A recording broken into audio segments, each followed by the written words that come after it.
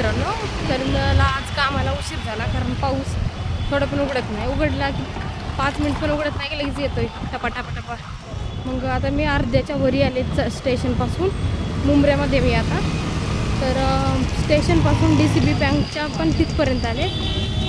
मग इथून कवशाला मला जायचं कारण लीड भेटले आणि लवकर आज ड्राईव्ह डे आहे, स्पीकर करायचं. तर मी ऑटोवाल्याला विचारलं की इथून किती घेताल कवशाला. नाही 10 मिनिटाचा रस्ता, पण कसं लीड भेटलं आहे, लवकर भेटलं तर लवकर काम होईल ना, म्हणून मी ऑटोवाल्याला विचारलं की किती घेताल. तर तो बोलतो की 15. 10 मिनिटाचा पण रस्ता नाही, 15 रुपये. मी म्हणलं 10 रुपये घ्या. तर नाही म्हणतो. सगळे तटवले बरं का. नाही 10चं भाड्याचं नाही राहिलं, 15. मग त्यांनी इथल्या इथं 15 रुपये घेतात. जर इथून जर स्टेशनला रिटर्न जायचं असेल मस्जिदपासून DCB बँकपासून तर 5 रुपयामध्ये जातील परत. त्यांनी 5 रुपयामध्ये परत जातील का? नाही ना. काय होईल इथून थोडंच आहे, अर्जंट असतं माणसाला, लवकरात लवकर जायचं असतं.